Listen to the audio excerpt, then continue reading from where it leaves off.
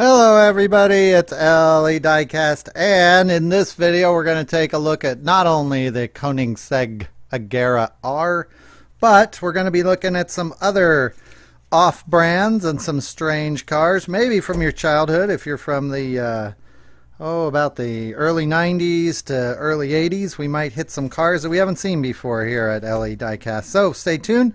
I'm going to open up this Koenigsegg and we will be right back. We're taking a look at the Need for Speed, the Koenigsegg Agera R. I think I got that name right. Yeah, could quite possibly be the fastest car in the world, at least in a straight line. It's the Bugatti Supersport, probably the fastest in the world if you just count everything all together. But this little guy could probably match a Bugatti Supersport, at least in a straight line. A little bit about this guy. It's got 1,140 horsepower if it's using special fuel. It's got about 900 plus horsepower if it's using regular fuel. Well, that's plenty enough horsepower. It's held a bunch of speed records. Something like 6 speed records it held at one time. It still holds one speed record, I forgot which, but it can reach a top speed of over 270 miles an hour. At least that's what they say. It certainly can go very fast, and if it's not the fastest car in the world, it's certainly in the top 5. So it's very, very fast car. Yeah, it can go from 0 to 60 miles per hour in about 2.7, 2.8 seconds. So a few things. Not so hot, gets about 7 miles to the gallon. Interesting that on their website they say that it's a fantastic car for everyday usability and performance. Performance I get. I'm not sure it's that good of a car for everyday usability, but it does have a luggage compartment, probably that you can carry your billfold in.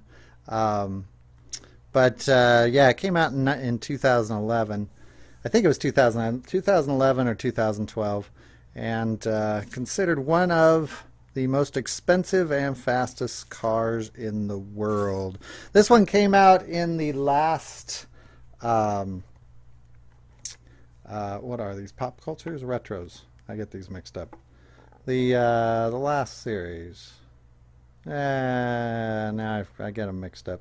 But it's also, I'm just looking at it now, that's what's throwing me off. It's got GM on the back here, if you can see that.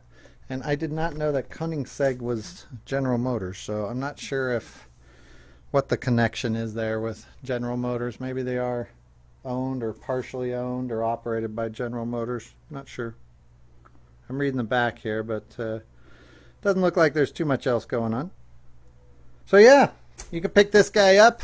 I found mine at Walmart. This one is off to a friend. He was nice enough to let me open it up. I'm going to pack it back up for shipping. It's something we do here quite often. But just so you guys could take a look. Now I'll take a look at the toy itself here. You can see it's a really nice car. Pretty sure this is first edition. Has not come out before. Look at those lines on that car. It's a nice car.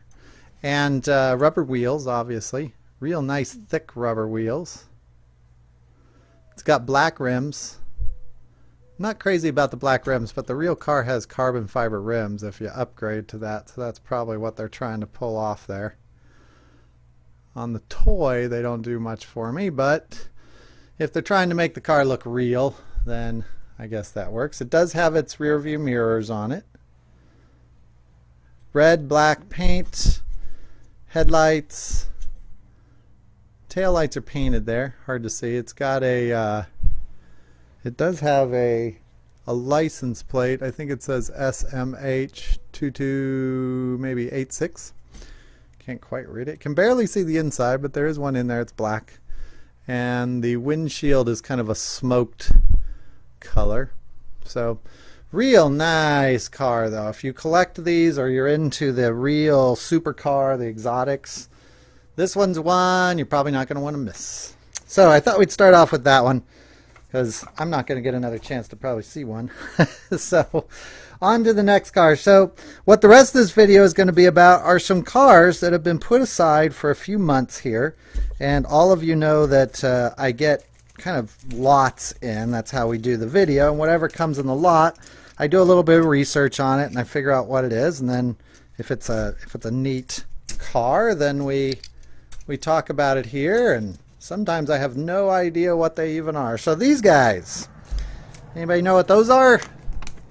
They're Mitos, believe it or not. See if I can catch the name there on the bottom. They're Mitos. So the Mitos aren't too rare in these lots. You get a lot of them. Neither are in fantastic shape. They've been played with. These are my very first wheels. Yeah, that's fitting considering they're kind of crazy colors. You got blue wheels on this one, yellow bottom, red and green. This guy with his yellow wheels, that cop car ain't sneaking up on anybody. He's not going to be doing any drug busts with those wheels. Yeah, they're from the My Very First Wheels series. Basically, they were normal Mitos castings in kind of crazy kid-friendly colors, and they tend to go for a little bit more money on the collector market. In good shape. These are not in good shape. Mine are pretty smashed up, but I had never seen these before, and it turns out they're kind of rare. They only came out for 1 year, and I don't think they really made them past the first run. I think there was just one run of them. They tended to be sold in 3-packs, if I remember right, and they really weren't in demand. So they go for a little bit of money just because there aren't that many of them. So if you see them, obviously the wheels give them away. Wish we could have had one in really good shape. I'll have to keep my eye out for them. So next up, these guys. Now these are always beat up. I knew what these were as soon as I saw them. I've never seen one in good shape. And the sound they're making is about how they sound. These are Roadmasters. Give you a chance. I know some of you like to guess in the video what they are. I've seen about 5 or 6 of these come through, and they are always trashed. And I think it has to do, and it's hard to tell, but the metal is a little bit thinner on these than what we see on like Hot Wheels or super fast cars. And they're really nice cars if I could just find them in good shape. But I think if they've been played with at all, they tend to get trashed. So they're from a company called Diecast Machine Tools, which ironically goes by the strange acronym of DCMI or DCMT. And they're marketed under Lone Star Toys, and Roadmaster is a branch off of Lone Star Toys. The company started way back in 1939, so the company has been around for a long time. They basically do die-cast machine tools, die-cast metal tools. And they got into making cars, at least for a little while, and they were kind of around during the heyday of the Hot Wheels, so around the Blue Line era. That's where these tend to come from. They're older cars.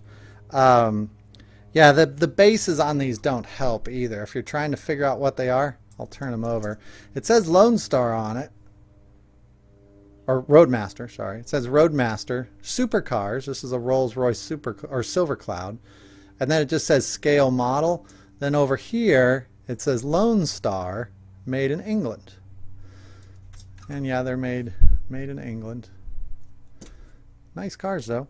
If you can find them in good shape, they're really, really cool. So, but what's cool about these, and you've probably seen it as by hitting, is look at the suspension on these things. These things are really nicely suspended.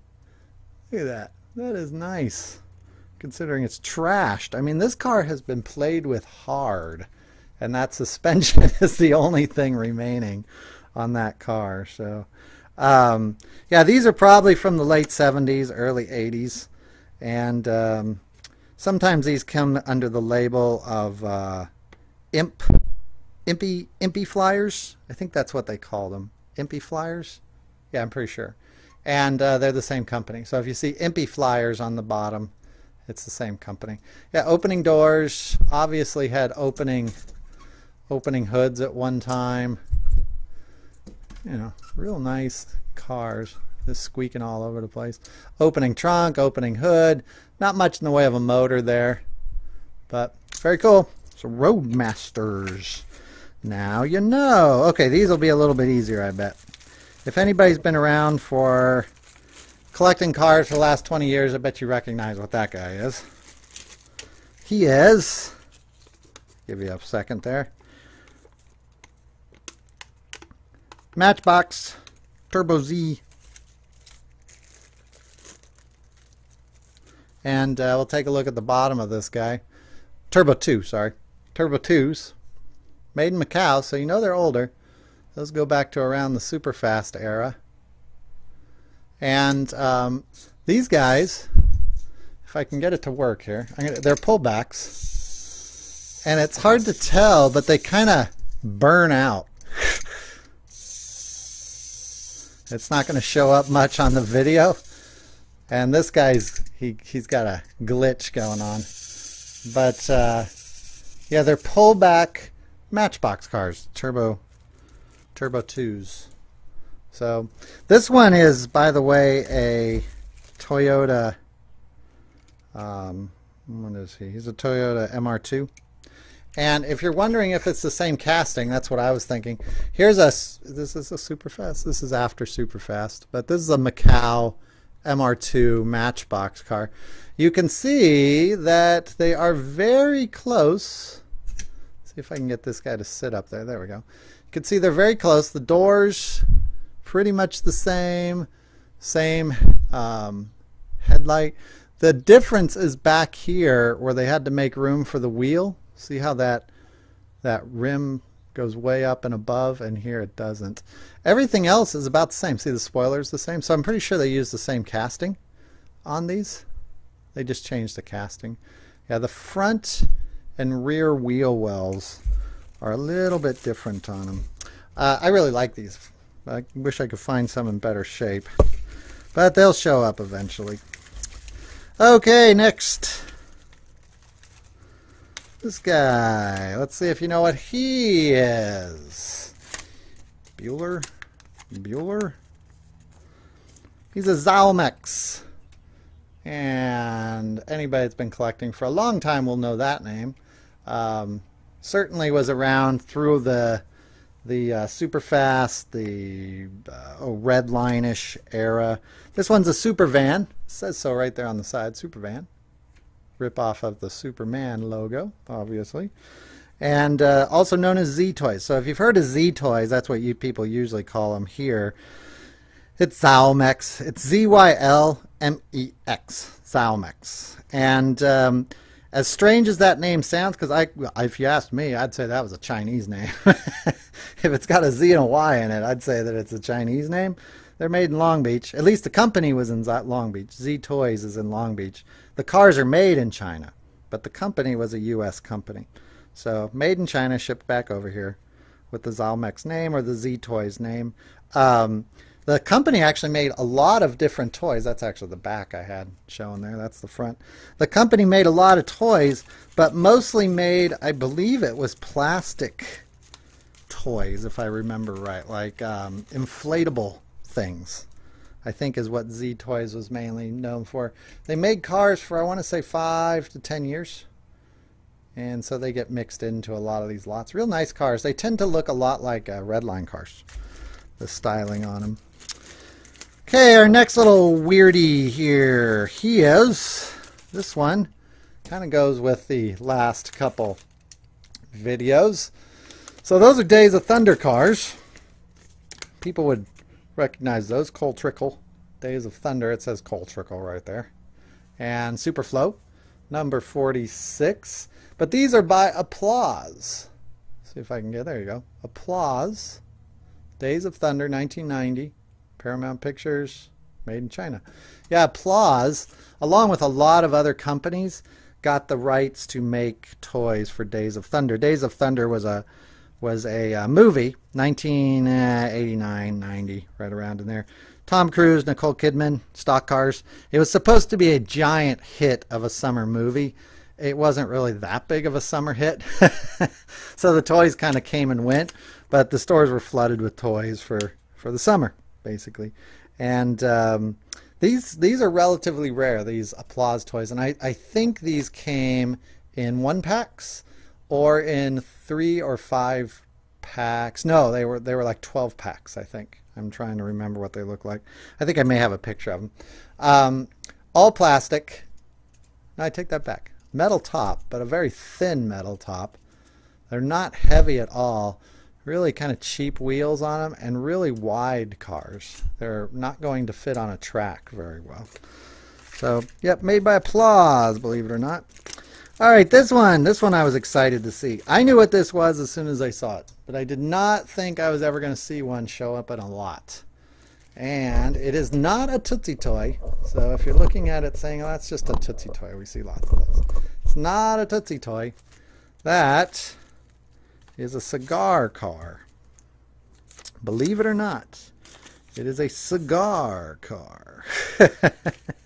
It's they called them cigar cars, basically. It's by Aurora, the company that, if you're my age, you would know Aurora from plastic model kits.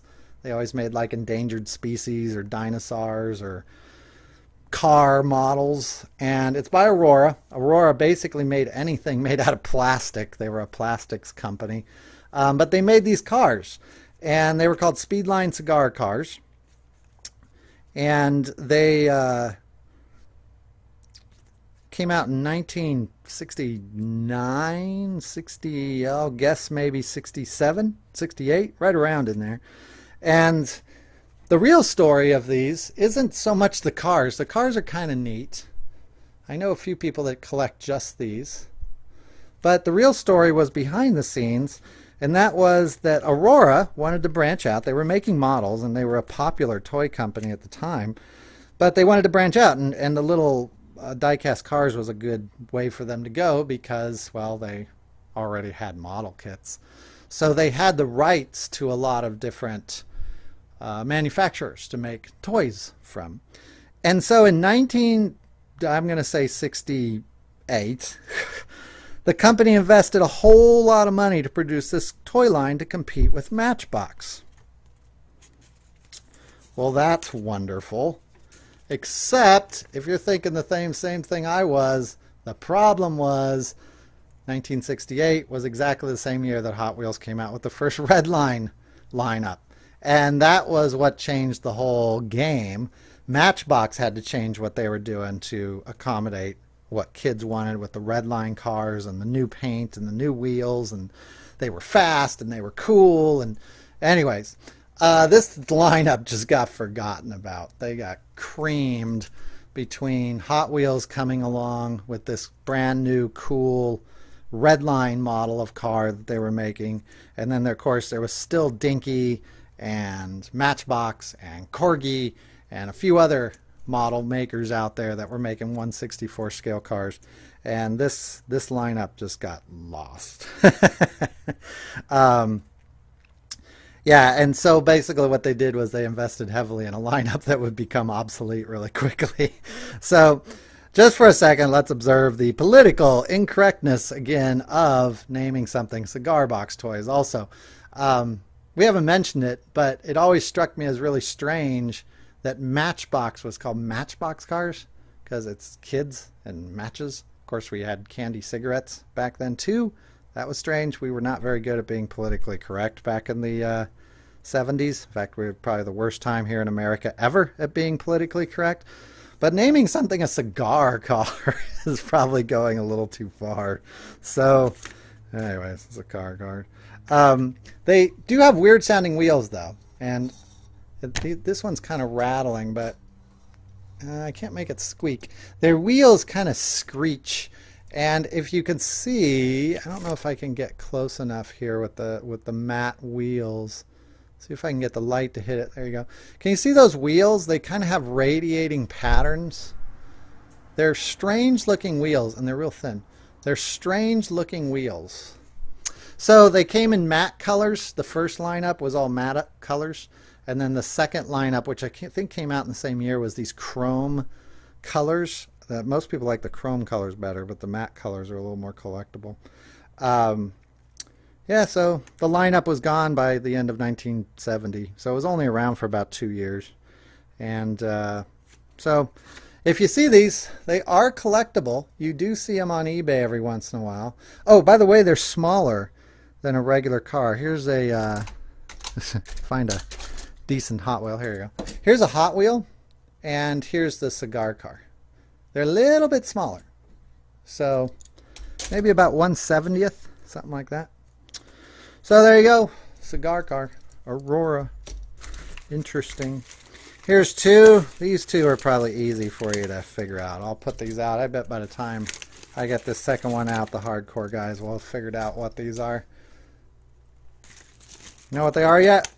They are Ertls. The square hubcap design gives them away. Ertls. Named after the founder. Ertl. Again, strange. If you have a real kind of strange last name, you might want to make cars. Ertl was bought by Racing Champions, so nowadays you know them more as Racing Champions than Ertls. So yeah, they also bought Playing Mantis. So if you get older cars and they say Playing Mantis, all these companies combined into Racing Champions, which here in the US we see a lot because they make a lot of NASCAR products. But they have opening doors. These are kind of trashed. Nice cars. I really like this one. So Ertls. All right. These I thought were something a little different, and these are not nearly as valuable as I thought what they were. I got what they were right off the bat. Let me get a better picture of those. Kind of like monster trucks. Those are Stompers, and I thought they were real Stompers. They are not, sadly. Stompers are battery powered. These are not. These are McDonald's cars. And McDonald's one year put out a Stomper Mini. And these are Stomper Minis. They have a little bit of suspension. So they're kind of like the Hot Wheels monster trucks. I liked Stompers a lot better. But they would ride with one battery. And then they could like crawl over stuff. They were really cool. They came with play sets. All sorts of stuff. They did have branding. They had major licenses. They were really popular for about 3 years, Stompers, and then they kind of disappeared. But the earlier Stompers, the earliest ones, have wheels, and it's hard to describe them if I get a silhouette of this. But see that kind of weird flower petal track on that? The earliest ones don't have that inner hub that makes it look more like a wheel. They look just like kind of like a cog with those treads on them. So if you see those and it's battery powered, then you are in business. So yeah, they also made a few other things. They made like submarines and military vehicles all under the Stomper name. They first came out in 1980. I think they were probably gone by 1986 or so. They were made by, was it Schaefer?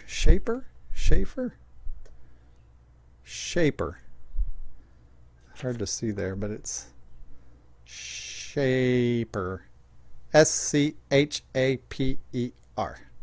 Or is it F-R? No, P-R. And they were based in Minneapolis, so they were a U.S.-based company too. Toys were made in China. Company was in America. Yeah, go figure. You just don't see that anymore. So, yeah, and the Stomper trucks. Did I say they came out in the early 80s? I think the early ones, I want to say the early ones came out in the 80s. I think the Stompers, the name brand, hit in the late 80s. I think I had my timeline a little off. But these are not really Stompers. I don't have any real Stompers, so I'll have to look for some. So that's going to do it for this video. I hope you enjoyed it. You know, we'll be back in the next one, and we'll get going.